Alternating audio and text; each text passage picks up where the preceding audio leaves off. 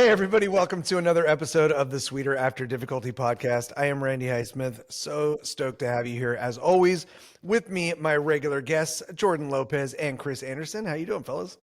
Hey, Hey, doing good. Nice to see you as always. So you guys know how this works. We are going to pull up a quote today. We're going to break it down. We're going to dissect it. And we're just going to talk about it. Just three normal guys going through a normal human experience, having normal conversations about things that we find impacting or, potentially helpful for our growth as people. So without further ado, I'm going to kick it over to the quote master general himself, Jordan Lopez, to get us started with our quote for the day. all right. Quote today is from Harry Stark Sullivan. It is easier to act yourself into a new way of feeling than to feel yourself into a new way of acting. Yeah, such a crazy idea, right? So I want to start first of all. This is something a little bit different, but something I've been thinking about. I want to start first by asking you guys, do you think that's true? Do you agree with that quote? I think so. I remember a long time ago, I think it was Dennis Prager was talking about like acting as if, like act as if you're happy, act as if you care about this thing. And over time, more often than not, you'll end up kind of finding yourself in that way of thinking. And I think so often you can kind of do that. Like, oh, I like this person. If you act long enough that you like some person, then you can kind of find yourself doing that kind of thing. Yeah, Or not. Or you just hate them. Totally. Right. Yeah. Totally. I do too. I think for as much negativity as the sentiment gives, the idea of fake it till you make it also holds a lot Yeah. of power. And when wielded correctly, it can be really impactful.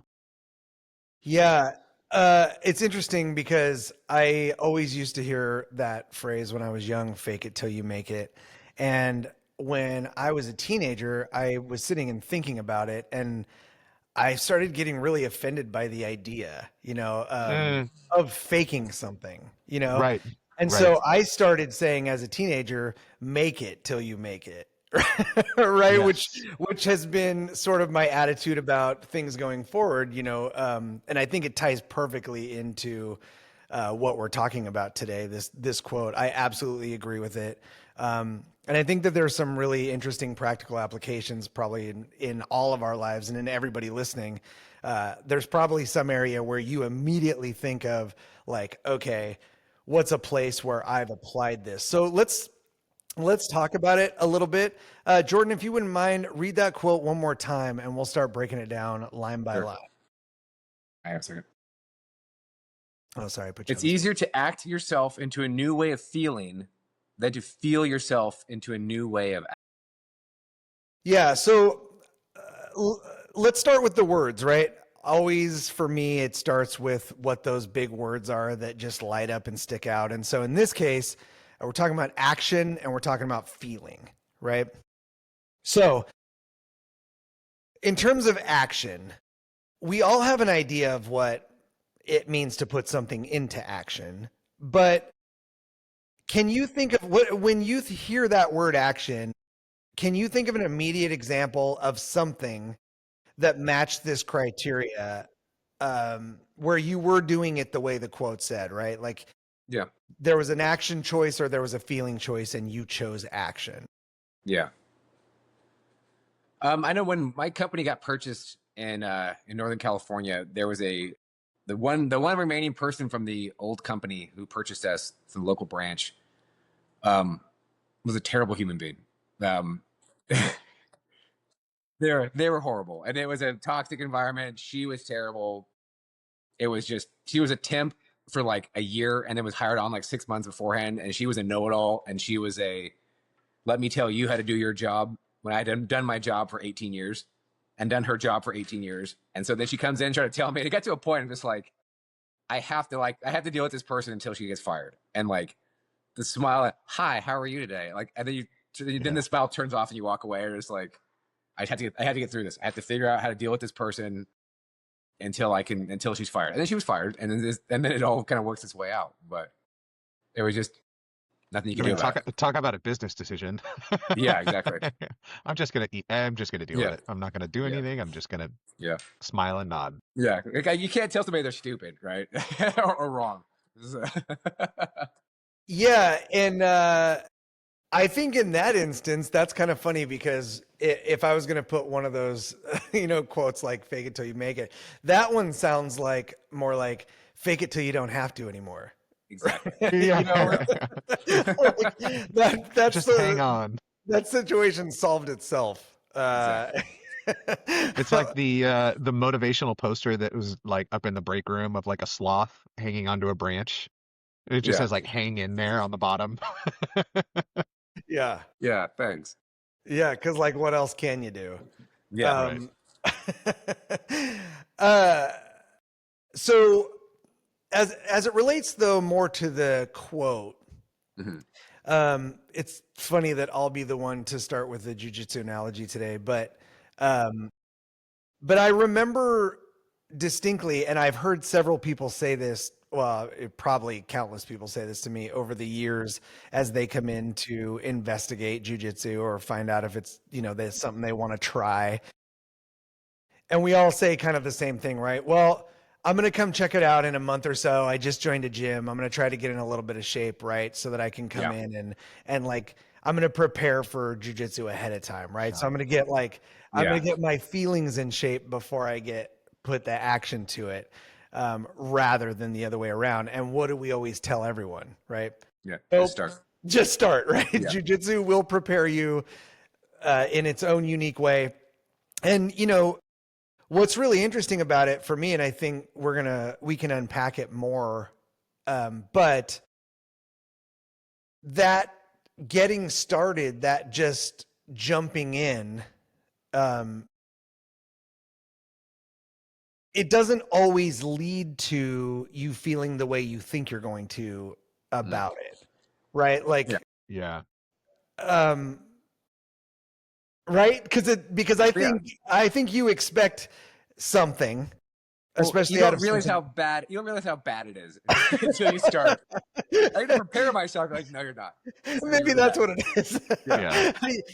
I had a guy this week or on Monday. He's like, "Hey, a new white belt. Like, you've been training for like a couple months." He's like, "Hey, what can I do to get in better shape for jujitsu?" I'm like, "How long have you been training for?" And he's like, 2 months. I'm like, "Just keep showing up." I'm like, "This dude." I'm like, "You can run if you want, or you can lift weights." I'm like, "But jujitsu cardio and jujitsu shape is different." I'm like, and the first 6 months suck. And I will warn everybody that it's like there's nothing you can do about it. You can do about it. You can just make it. It'll be great. I'm like, but the first 6 months, terrible. Yeah. Yeah. Well, and so you see some of both of those kind of mentalities, the fake it till you make it and the make it till you make it, right? Because there are definitely people who come in and they're just going through the motions. It's just pure, aggression the entire time. Right. It's interesting. It's interesting you said fake it till you make it versus make it till you make it. And I'm like, that's the same thing. I see it as like the identical, like intent doesn't matter. I think in that instance, right? Like you show up and you show up. Yeah, I think you're right. And I think that, so that's why words are important, right? And we talked about self-talk, and we talked about, I would rather be imperfect at something that I was trying to achieve mastery at than counterfeit where I'm actually at in that motion to feel like I'm farther along in it than I am, I guess. Well, imposter syndrome kind of thing. But even still, like, how many times do you see like professional athletes, Olympians, right before the lights come on, they're at the starting gate, like talking to themselves, right? Like, Rose Namajunas in the UFC. I'm the best. She's I'm the best. I'm the best. I'm the best. Like, it's literally right up until she touches gloves. She just is over and over and over. And like, that stuff has such an impact. Mm-hmm. Yeah. And the opposite too, right? All the self-doubt. Yeah. The episode we put out with Ian, we talked about self-talk a little bit and about and about how that builds and how it starts to define who your character is, because what you believe about yourself, right, is how you're going to act. Um, and so I think that ties in perfectly. Why do you think then it is that we try to put the cart before the horse? Like, why are we trying to get to the feeling first rather than the action first? Chris. Yeah. I see you excited. So I know I'm so excited. This quote instantly made me think of one of my favorite books of all time, which is it's called The Power of Habit by Charles Duhigg. Mm. And you can kind of boil down the entire book into habits scientifically create your identity. We see this over and over in studies where the things that you do consistently generate your self-perception. And Yeah. if you break that down, there's 3 steps that Duhigg identifies. There's the cue step, there's the routine step, and there's the reward. Nowhere in that 3-step process of building a loop is I feel like this is going to work, or I feel good, or I Yeah. feel bad, right? It's emotionally agnostic. And so, Randy, you're asking like, why do we put the cart before the horse? I think it's because people invert that loop and they look for the reward to generate the cue to build a routine. Right. Does that make sense? So Does this feel good enough immediately for me to want to invest yes, time in Yes. it? exactly. Yeah. And it's also too like it. I think if you reverse it, like most people do, like people who are stuck in the yummy phase kind of a thing. Like if this is not fun, I'm not going to do it. You're like, no. You need to do it for a long time, then it gets fun. And Well, but, and we live in we've seen examples of where the Yeah. yummy phase becomes how you make it, right? And then that's Yeah. your life, and then what you look like in the end stages of a life where you lived it, never leaving the yummy phase. Yeah. Well, You yeah, know? and it's also too like delayed what's the saying? Like we delay gratification to gain satisfaction. Like, and Yeah. and that's life. Like anything that comes quickly is probably not that good. Like I don't know. I'm 41. I can't name one thing that if it comes quickly in life, I'm gonna be super excited about it. Like Yeah, and it's so interesting, right? And this is I don't know why I'm so full of jujitsu analogies today, but I'm thinking of I'm thinking of like how people want to be superstars immediately, right? Yeah. But for some reason I have this really clear idea of like a black belt on the mat calling out a 3rd day white belt and going, "Hey, you're going to teach the class today." Yeah. Number one, what they teach is going to be complete horseshit. You're not going to want to learn or memorize any of it. Yeah. And you're probably going to be tainted from anything that person says going forward, right? Because now you have just that thing in your mind, you know, and it was a consideration, you know, when you talk about, especially, you know, even for us starting a podcast and you know, and how you grow things and how everybody wants to see, you know, you're putting up big numbers like immediately.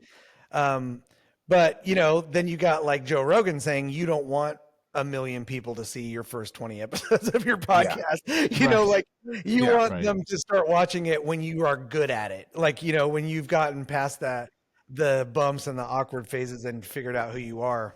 Yeah.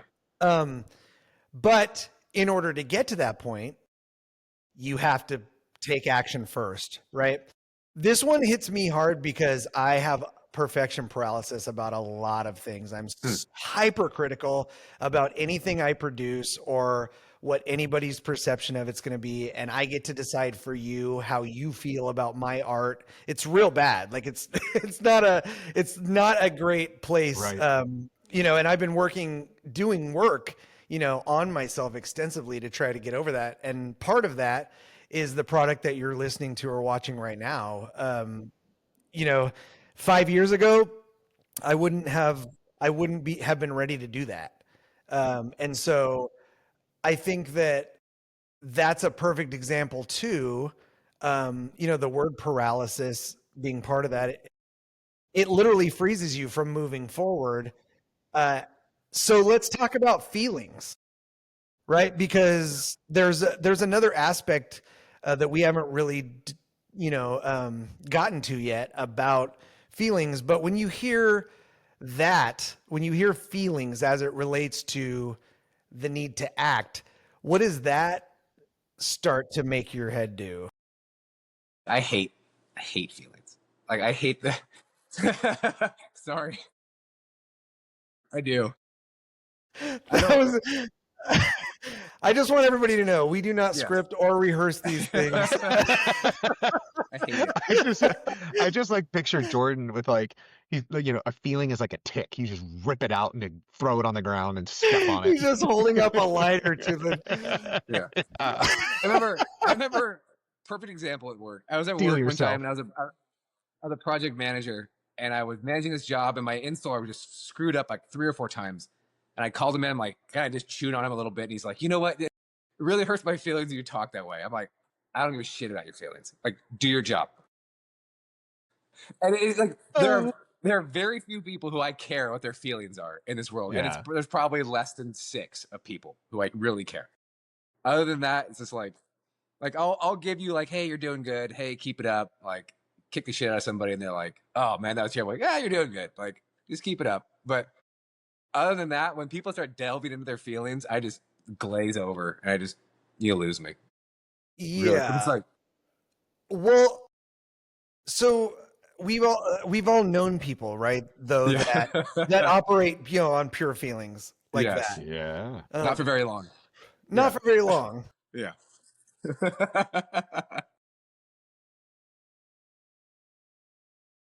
Every once in a while, I'm violently reminded of why we're friends.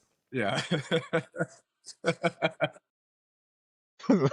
So, tell us how that makes you feel. Randy. Yeah, probably Feel ready. probably not the leading expert on this, because but to be fair, Yeah. and we've talked a little bit about it. I spent most of my life just clinging to logic and trying to pretend like I didn't even have feelings, you know. Yeah. And that was a lot because I was very reactive to what was modeled for me as a child, and I grew up around some very wildly emotional people who made very big, sometimes significant decisions just based off of what mood they were in that day, Yeah. that had lasting impact, you know, on including my life. Wild, you know, and it was so like offensive and scary and insecure looking to me to be so tossed around by the wind like that, you know. And so I really tried to avoid that as much as I could, you know, just not being jerked around by my feelings. So, you know, in that context, obviously I have some pretty specific examples in my life of that, but have you ever experienced the dangerous side of, I mean, I call it dangerous, but you know, I think that's appropriate. Have you ever experienced the dangerous side of letting your feelings drive, or maybe not with others, letting their feelings drive? Yeah, I think a kind of a good intro to that is like when you roll with somebody and they start getting emotional. Like I have a really good memory of a guy. He and I were both brown belts. He got his black belt before me, and then the first time we rolled after that, I tapped him really quickly, and he was visibly and physically angry about it. And it's like, bro, you got your black belt. It doesn't make you any better. Like, it's just a different color belt around your waist. You're still getting caught. And even me now as a black belt, I get caught by brown belts and purple belts because I'm supposed to. Like, if I was catching black belts as a purple belt, I'm not anything special. Like, a good purple belt should catch me if I'm being stupid or lazy. But I remember that. Like, I remember rolling with this guy and he started like acting a fool and doing certain things. And it's like, what are you doing? Like, I know you're angry. I know you're frustrated, but it's like, it's not going to make you any better. And it just kind of just turns you off to the whole situation. It's like, oh, you're angry. So now you're going to be better. Now you're going to get me, you're going to be able to beat me better because you're angry. And you feel it. You feel it when you roll with people and they get super frustrated or aggro on you. It doesn't achieve anything. It kind of clouds your mind to what you're doing. I don't know. It's kind of silly. And that's a basic, simple, like on the map, right? Yeah. People live their life that way. Yeah. I was thinking too, as you were saying it, you know, I was trying to think of examples of like other people like letting their feelings drive and what that looked like. But I don't think I've ever met anyone that let their feelings drive and it was like a happy, positive thing. You know, Yeah. like I don't think I've ever met anyone that was like so stupidly optimistic that there The was eternal just like, sunshine yeah, person. Well, yeah, there but was though, Yeah. no but real. what's interesting though is the opposite of that is Jimmy. I don't think I've ever seen Jimmy roll frustrated or angry. He's just low key, just going with it, and that's a really big deal because I've been frustrated rolls and stuff like that, but I've never seen him get emotional or anything when he's rolling. Like it's pretty impressive. No, That impresses the shit out of me. he has a major amount of self-control, and you know Yes. and because with Jimmy, you're inspired instantly as soon as you start rolling into this sort Yes. of panicky survival mode, right? Like, how Yeah. am I I don't know gonna? about inspired so much. Just Here. pure I panic. was trying to put a positive spin on it. Yeah. Yeah. But you know, even like Jimmy was a bouncer in Lodi, you know, and like Stockton and stuff. Like he, you He's know, been um, in fight sports since he was like 6. I remember one time I was drilling with someone and I had my foot in the wrong place. And Jimmy came over and he grabbed my leg. And for, I have no idea like why, if some involuntary muscle spasm or something, my foot flew up and kicked him in the face. There was like there was no direct line to that. There was no reason for it to happen. Yeah. And for one instant, I saw Jimmy's eyes widen, and I could have swore like his black pupil started completely filling the eye. But instantly he was like, "Bro, I'm just trying to help you. You don't have to kick me in the face." You know. Yeah. Have we ever talked about who Jimmy is, like to us on this podcast? I know we all know who he is, but have we ever mentioned like what the lineage thing He's is? referenced like a deity. I don't know that Yes. we've like described him. Yeah. I was thinking about that recently. Like Jimmy, talked yeah, all about him. we probably have not, and I Yes. think that Jimmy's gonna come on at some point in time. You know, without telling Jimmy's whole story, because I really want to allow him to tell as much of it as he can. Yeah. Jimmy comes from a very long line of serious martial arts practitioners you know, in all different styles. He was he was like a Muay Thai prodigy, huge Kempo? guy. Yeah. Yeah, Kempo. Yeah. I mean, like, And ball sports too. yeah, I mean, just in every way that you think of, you know, like a sport where you would look across the line and be like, oh man, why do I have to be playing with that guy on the other side? That's where Jimmy is, you know, in our brain. I love the way that you asked the question, Jordan. Like, Yeah. have we talked about who Jimmy is to us? Yeah. Well, because it's really important, right? Because so when it started, when Jimmy first came to our school, right, he was a purple belt, I think. And I was a low white, I was a 2-stripe white belt, I think. And he kind of took me under his wing because I wasn't afraid of him, right? I rolled with Jimmy for like 7 years. I never won a round. I never won 5 seconds with him. It was always just an ass kicking the entire time.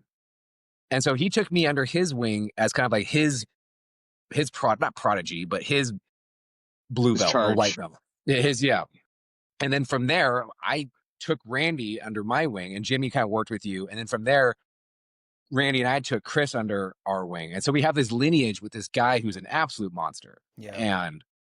And now I have people who I'm devoting my time into here locally who kind of, and I've talked to them about it. I'm like, and I show them who Jimmy is. I'm like, you are in the line and lineage of this guy. Like, understand who this dude is. Like, you are in this group of people as long as you want to be, kind of a thing. And Jimmy and I talk a lot about it, actually, like how important it is to have that honor and that desire to make him happy and make him proud, kind of a thing, no matter where you are. Yeah. Right. And we all are actively and intentionally doing that whenever we're training, is trying to make Jimmy look better.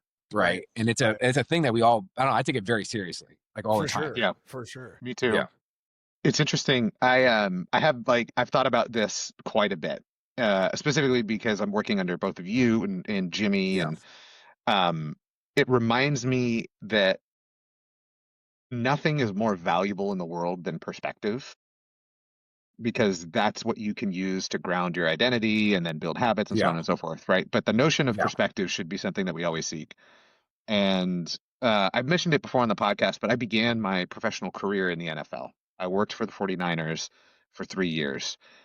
And that gave me a dose of unique perspective very early on, Yeah. And when you stand next to a human being who is 6'5", 240 pounds, and goes to pull you in for a bro hug and literally lifts you off your feet with one hand, you Yeah. begin to get the perspective that there are levels to the types of human beings that exist in this world. Yeah. And that guy was like 60 when he did that, right?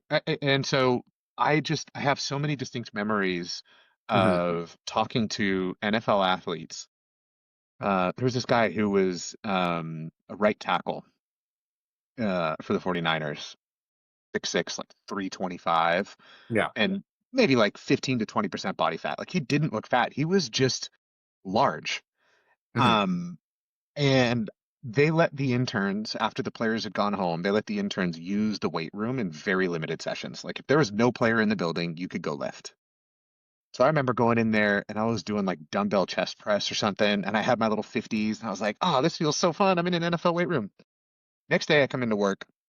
This guy's working out by himself at 6:30 in the morning before meetings, bench pressing 200-pound dumbbells in each hand, in each hand. And I remember looking at him going like, every dream I ever had about a Yeah. weekend activity in sports is just shattered. There's no longer the pursuit of excellence. Like I can only be as good as I can possibly be. And Right. that, like specifically that phrase, like I can only be as good as I can possibly be. Hmm. And I remember the first time rolling with Jimmy, it felt like I was watching that guy benching 200-pound dumbbells. I'm like, I'm never going to be that good. I can only be as good as I'm going to be. But the main thing with jujitsu that makes it so cool, never in my life would I get to work out with that lineman who was benching 200 Yeah. pounds. I wouldn't get to go out on the field and play the same sport in the same in the same game. I could never do that with that guy. But with jujitsu, I can walk up to somebody like Jimmy and he'll ask if I want to roll. And it is the exact same difference in levels as if somebody in the NFL was like, hey man, you want to go play catch? Yeah. Like it's wild that you get that kind of access and you have to Yeah. cherish it. Yeah. And having him demonstrate technique on you is an interesting thing. And it was like when I first started training with him, and like I said, I trained with him. He came to my house. That was the first time I met him with some friends of ours before we were even at Aries. Um, but there's always pain, right? There's Yeah. always a little bit of pain. And when I first started like having him demonstrate technique on me, I was like, God, like, okay, dude, you don't have to go this far. This hurts, like you can, I get it, right? Like I understand. I don't need that last little bit up to understand. But what that does is it makes you react, right? You tap Yeah. fast or oh, okay, tap, tap, tap, tap, stop, Yeah. stop. What that example sets for all the people watching the technique is look how crazy this is, right? Like look how the little tiny adjustment can make somebody instantly want to just quit. Yeah. What's catch wrestling, right? When But you you understand that can't Jimmy came from catch wrestling, it all makes sense. but I'm saying like Yeah. regardless of the style, when you see that a technique he's doing and a 1-inch movement causes somebody to go from being slightly uncomfortable to begging you practically to stop doing what you're doing, it demonstrates that that's a potential thing that you can learn how to do, right? You can, if you do it the way Jimmy's doing it, it's not because he's a giant, it's not because he's so strong, it's because his grasp of the technique is at a master So pure. level, right? Yes. Yeah. And so when we pay homage to Jimmy, it's not because he'll take our lunch money, because he stopped doing that at white belt, right? Right. Uh, It got too boring. It got too boring for him. he's not holding us down upside down by our ankles anymore, right? Now he's like teaching us how to take money from other people. But it's because Jimmy it takes it so seriously, right? He's not a flippant guy who just comes in and he doesn't care and there's no respect. Like the whole thing about martial arts and the respect and the honor and the tradition and the legacy and all that stuff is so massively important to Jimmy that it Yeah. imprints on you if you are lucky enough for him to for you to land you on know, his radar. you know what it's not? It's not about having his legacy kick the shit out of every single person on the mat. Like Yeah. he's not interested in you being the number one talent that he's ever worked with. Like he's not self-selecting like the best jujitsu players to take under his wing. Like he's specifically looking for grit and heart Yeah. and That's right. respect, you know? And I mean, what better way to go build good character? Well, I told Jimmy to his face, I didn't even know that I was a person who actually had heart until I rolled with 100%. him, you know, and he taught me So he that. told you to. You Yeah. have heart. Yeah, he did, and Yeah. and here, like that's another thing, right? Like people don't understand. It wasn't Jimmy didn't sit me down and have an hour-long lecture about, you know, what my progress or whatever. I heard him say to someone else, "This dude has heart. He's a dog." You know, like don't expect an easy roll when you go with him, you know, and don't Yeah. and he will not quit. He will die trying. You know, and then I was like, "Really?" Like what? Like that's It's not what almost it like you feels faked like. it till you made it. Yeah. Wait a minute. Full circle. Yeah. Yeah, 100%. And that's also, so I think that it's perfect full circle, right? Because now we're coming back to feelings. Because the way we interpret the outcome has everything to do with our feelings, right? And the mood we're in and what we've told ourselves, and if we're consistent with our feelings or if we're Yeah. wildly all over the place emotionally. Um, so the danger there, right, would be going forward on your feelings without having ever actually learned the truth, because feelings Yeah. don't have to be linked to anything real. They could just be you ate something you shouldn't have the day before and now you're having a bad day today. You know, like Right. Oh, yeah. if you I let think- that drive and then maybe it never gets out of the driver's seat, right? Like Yeah, I think I don't know. It's like that always that questioning thing. Like, what is this right now? Like when you have those weird feelings, you have those kind of weird emotions. You're like, what is this right now? What is driving this? Is this something that's real, or is this something that I'm had bad sleep last night, and so I'm not thinking as clearly as I should be, or if I have too much caffeine in me, or whatever it is, right? Like, I don't know. When you were talking about Jimmy, it's like little snapshots kind of popping in my head. Like, I know for him, like I love to give him like honor whenever I see him. Like when he walks in, I will stop whatever I'm doing. I'll walk over and say hi to him. You know what I mean? Like it's important to me. It's important to me to acknowledge him like the moment he comes in. And I know that he loves it. And At the also, last Bell Promotions, he walked in a little bit late, and everybody was kind of quiet, and I just said, "All rise." yeah. But it's funny because it's like that. And I hate when people compare it, but it's like kind of that like that Bushido code, right? Like it's the warrior code, and you acknowledge the person who's above you, and it's on the mat. People do it too, right? People come to you as the belts kind of say hi in a certain specific order, right? I go to black belts first, then lower belts, and so it's kind of like, Yep. and you acknowledge the people, but it's like, and even like when you sent me that video this last week, like when I don't know, like when Jimmy referenced me in a class, dude, I like. That blew my mind. Like made it your wasn't week. like, oh yeah, I expect that. It's like, what? Like, why? Why is he Yeah. talking about me for? Like, I'm just a dude. Like, but getting that kind of acknowledgement was a mind blower and a very humbling too. But that's a perspective issue too, right? Because Yeah. like you're right under Jimmy, and the way, you know, like in the lineage that you described is actually exactly how it happened, right? So then I came under you. So when he stands up and says, "This is the way Jordan does it," and I instantly go, "That's the way I do it too." Yeah. You know, because Jordan took that variation and imprinted it in me from what you were teaching, and he honors that it's not exactly the way that he naturally does it. It's your variation of it. But it's still like part of that whole lineage. And he acknowledges and honors that. But I think you also, because you're such a, you know, just like this is not really driven by feelings as much, you know, you end up in this place where you don't fully acknowledge, like, or maybe it's your humility, and maybe you do, and maybe inside you're, you know, laughing maniacally or whatever, but you're a nightmare on the mat to deal with too, you know? And so like, I think that, like I don't have this delusion that the next time we roll, all of a sudden I'm going to hit you with something crazy that I Yeah. learned, because you're getting actively better every day Yeah. too, Yeah. you know, Yeah. in a different place. So I think though that really is the meat of the impact that Jimmy makes, is that he teaches you of what you're capable of, and then you're not satisfied with less than that.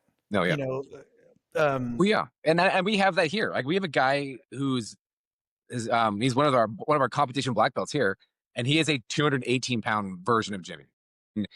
And I was training with him for Master Worlds. We would schedule, and I'd be there, and even in an Ogi class, I'd bring my gi stuff, and we would drill for Master Worlds, and he wails on me, and it is a frustrating and humbling experience to be just, and he's like taking it easy and kind of thinking things through, and and we get done, I'm like, I sure hope that was good for you, because that was terrible. Like I don't even know what I'm doing right now. It's like he's like, no, that was great, thanks. I'm just like, I sure hope so. Like I don't even know what I'm doing now. Like I'm not even happy Howdy. that I was helpful to you. yeah, I don't think that's helpful. I'm gonna go And it's cry in just my truck on the way home. yeah, Emotions are dumb. It's such a weird experience to just be like, I don't even. There are levels to this game and everything, and you're just like, there are dudes like that who just kick the So, crap out of you all the time. like that's my whole thing with jujitsu. Like Yeah, I came in, I still like we talked about the story multiple times, but like I think you tapped me like 8 times in 5 minutes on my first day, and I'm like, oh yeah, perspective. There's levels, right? And I'm yeah, like, it takes so much effort for me to not base my jujitsu identity around the fact that I'm not as good as the people who are teaching me. You know what I mean? mm, yeah. It's like we were talking about that like self-talk in the negative direction earlier, and it's like I truly have to like fake it, like that I know stuff, Mm. you know? Yeah. Because it's like if I'm not going to be as good as the guy that you're drilling with who's wailing on you, what's the point? And so it's like you get back into this like like look, I just need to like I know I'm not there yet. I just need to like fucking pretend, you know? Yeah, you know what though, Chris, too, is so interesting about the journey, right? And Jordan and I were talking about this just a little bit before you popped on. Is just about the idea that at some point you get to a place where you start intentionally slowing things down, and this is where this is what Dave and I were working on this last weekend. Was when you slow things down enough, all of a sudden you start doing things that you go, oh yeah, I learned that. Like 7 years ago, I Yeah. learned that. And I forgot that I learned it, you know, but I have that in there. And I think to Jordan's point, you know, we've talked about how there's levels to it, because there's levels to everything in life, right? There's always someone out there who seems like they can do something better than you, even if you're the best at something. And competition is by no means how we flesh out who's the best at Yeah, anything, that's not the right? lens. Yeah. Because how many professional singers have you seen do a terrible concert, and then you go walk by some homeless dude on the corner in a Just killing busy it. city, and you're like, dude, why does no one know who you are? Right. But circling back to the idea of the quote, right? So I think we dove into feelings, but we didn't really flesh out why people choose, or why someone would choose the feeling route over the action route. And I'm going to give a little bit of a prompt, you know, how does experience play into that? I think the experience part is probably that the actions lead to emotion, right? Like you have to have the experience in things to know where you're at and know if it's valuable or not, and kind of know where you're driving towards. I don't know. What is it, Matt? There's a Yeah. quote. It's experience of master. Experience is everything, right? You can't think you know something until you truly experience it, and then you get to readjust and reassess and keep going, keep trucking forward, or adjust to what it needs to be. Yeah. You won't know until you do it, right? Yeah. Do you think that, I wonder about this lately, because sometimes watch videos online, you know, as we all do on some level. And you see people doing things that it's like, okay, right? Like TikTok is full of videos that don't get views, and it's literally to get a view on TikTok, someone has to remain on your video like 2 seconds, and it counts as a view, right? Mhm. You really learn how fast you're scrolling through something you don't care about when you're not giving someone a view on TikTok, because it literally is like, I'm Yeah. instantly uninterested in this. Flip, you know, Yeah. like Yeah. like how does Yeah. your brain make that determination? Yeah. But sometimes you land on videos that look kind of intriguing, and then you see somebody exhibiting a talent, and you're like, is this really a talent, or is this to the level where you feel like you want people to see you doing this? Well, Right. clearly, you know, because you're Yeah. broadcasting it to the world. That experience, that instant gratification, Yeah. the like culture, the follower culture, you know, the influencer culture, things like that. Do you think that that gives people a false sense of their ability to do things? Or do you think it just, you get so wrapped up in it that you don't care whether you can do it proficiently or not? I think for me, it's the latter. Like the more that I can just be wrapped up into something and not care about what's happening, it's far more likely I'll have a positive outcome. And so it's almost Yeah. like like your emotional state. It's correlation and causality. I think that's where it gets confused. Is people Mhm. assume that their emotions cause the action. It's just correlated. Your emotions are always going to be involved, but the only thing that you can do is just take another step. Like keep going whatever direction you're going, and then one day you might wind up sitting there going like, yeah, there's levels to this, but I'm doing better than I was last year, and that makes me feel good. Because there's levels to your feelings too, right? And like, and Yes, so, that's exactly what I mean. Yeah. so I think as you were saying that, what was in my mind was, we start settling for the most initial surface level feeling Right. that Yeah. comes, you know, without having to have a huge investment. And maybe people just have never actually experienced a true depth of feeling before. Like, to your point, you know, there have been days when I drive home from jujitsu like, "God, I'm quitting this stupid sport. Yeah. Like, I hate this. I'm never gonna be like, what am I doing with More my often life? than not. Right. I'm Yeah. 8 years into this. I feel like I know nothing, you know. And then there's other days when I'm on my way home, almost crying like happy tears, because I can't believe how different my life is, you know, because of Yeah. jujitsu and what I'm capable of.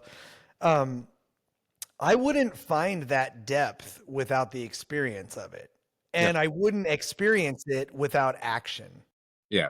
right? What's that? What do we always say? Like at jujitsu, we're like, people are like, yeah, jujitsu's ups and downs. You're like, no. Jujitsu is mostly down, a little bit flat, and then down again. There's no ups in All you're jujitsu. living for is that flat part. Yeah, That's this is a really flat all it down. is.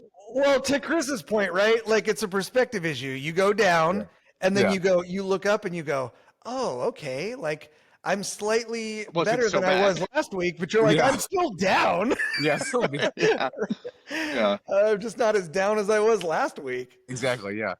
Um, It's a message of hope, really. It's a Yeah. message of hope. Really. Just keep showing up. uh, that's so funny. So, do you think there's any instance, you know, out there where you can get a true, real, honest, complete feeling without action?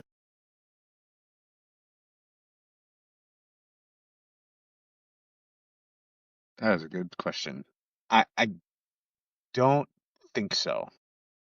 Like, I guess in a way, it's like you can be the actor or you can be the one acted upon. In either instance, an action takes place, and you're going to feel a certain way about it, and there's just nothing you can do about it, right? Like, Yeah. you know, Yeah, because everything else isn't real, right? Like, everything else is just your imagination. Yeah.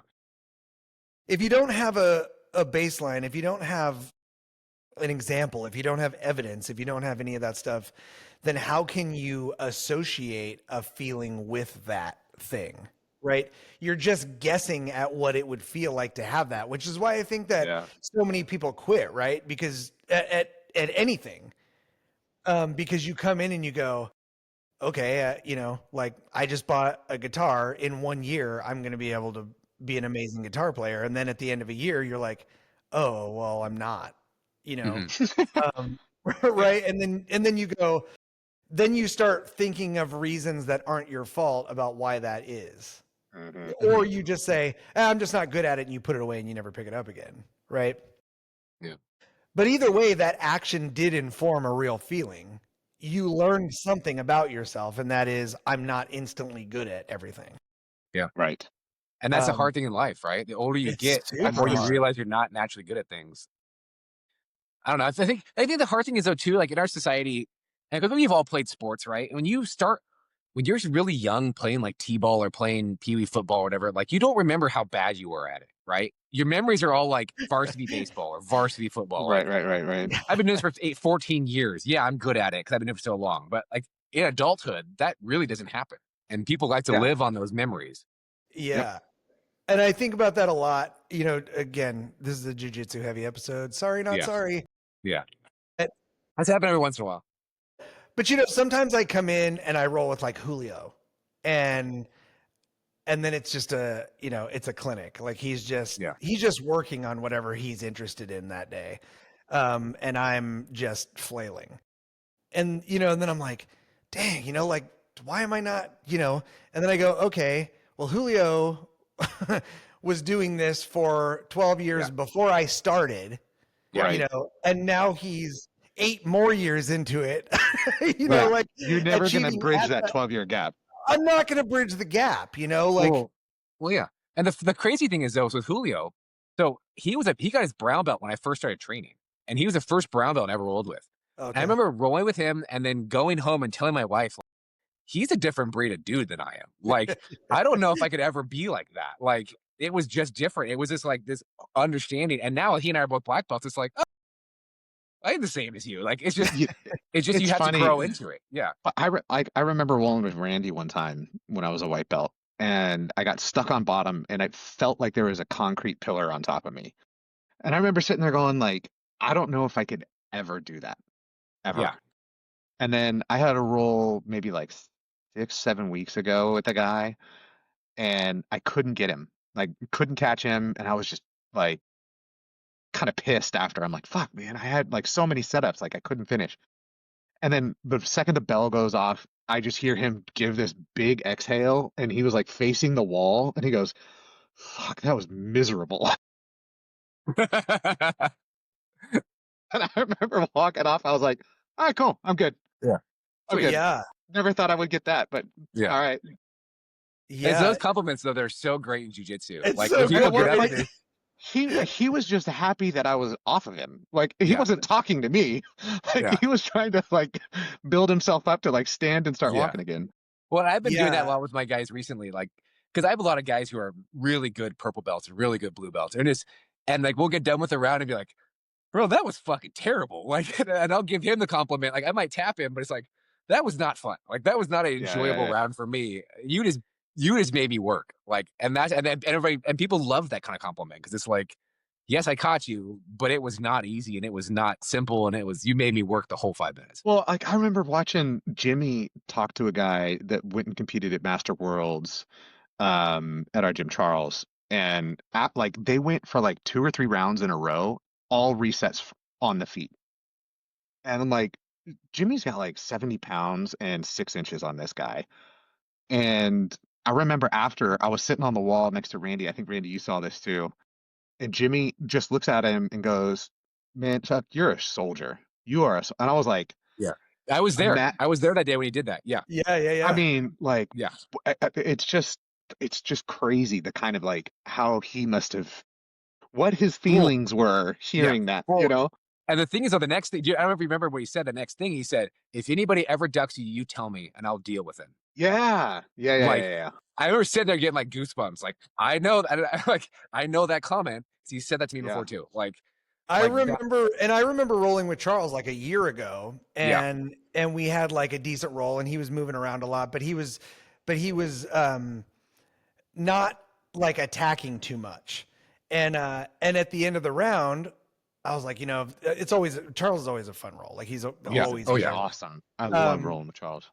And I said, man, like your movement is crazy. And he's like, dude, all I was thinking about was I was worried about getting swept the whole Yeah. time. That's all I was thinking about. And to your point, Chris, I never thought I was someone who had good pressure either until enough people said, dude, I don't like, like, what are you doing? Like this doesn't make sense. And then I thought really like, oh, okay. But my feelings would have told me, don't even bother, Right. because you're not doing it. Feeling is the liar. The feeling is the liar, right? That's why You you know- can't feel yourself into action. Like going back to the quote, right? 'Cause That's your feelings right. are going to lie to you. They're going to lie to you about what you can do. They're going to lie to you about what's possible. They're going to lie to you about what you can improve on and what you can fix. They're going to lie to you about where you're at right now. That I think that your feelings, when we talk about feelings, we're really talking about the self-talk that keeps you from Yes. action. Yep. Yeah. Totally agree. Um, Totally agree. I think that I don't want to get too political about it, but there's been some heavy stuff in the news lately. And there's been people expressing different kinds of feelings about the kind of things that are happening, and those feelings have inspired some pretty strong feelings in me, just frankly, it's been difficult. It's been difficult to be out there and to just see it. And I think that what occurred to me is that the reason I hate social media so much is because there's zero action involved. It's 100% feelings. It's just your feelings about how you interpret what you're seeing. Somebody posted this, I feel this way about it. No accountability, There's no no vulnerability. Right. There's nothing, right? So I think part of that, and that's the reason I asked the question, and maybe I didn't even ask it properly in the beginning, was what's the danger of letting feelings drive? And I think that the danger is that at some point there's going to be an action as a result of it one way or another. And you might not have any say in that action when it happens. Right? Especially if those feelings are lying to you about what's real, what, Yeah, for sure. and what's possible. Yeah, I mean, I don't know. I think that right now it's really important that we take stock as humanity, that we look inside ourselves and we go, what really is going on? Are my feelings really based on something that's real, or are they just me feeling comfortable aligning with other people because it's safe, or whatever it is?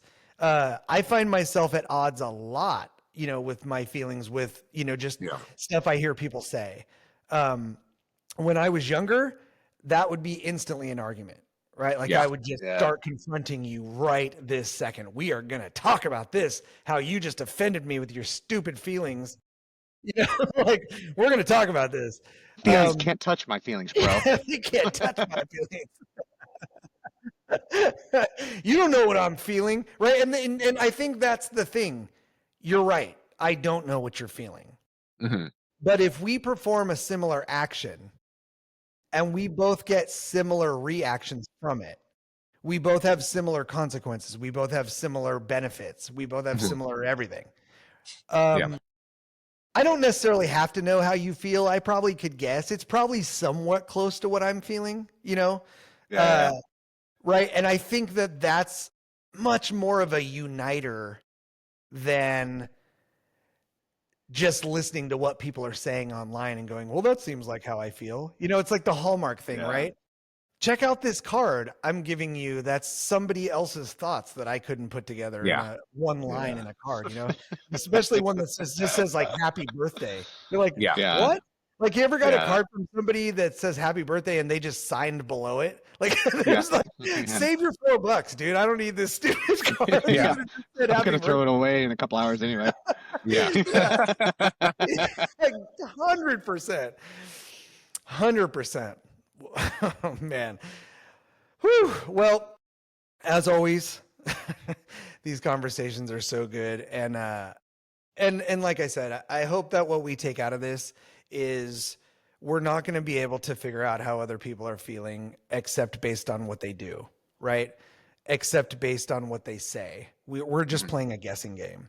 So when you're out there and you're interacting with your friends, with your family, with strangers, with society, with social media, I'm just urging you, maybe take a step back, take a breath, and evaluate, is this real or is this just an uninformed feeling?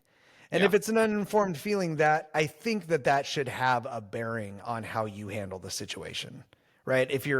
Especially if you're trying to mature and grow as a person, it should cause a different reaction out of you.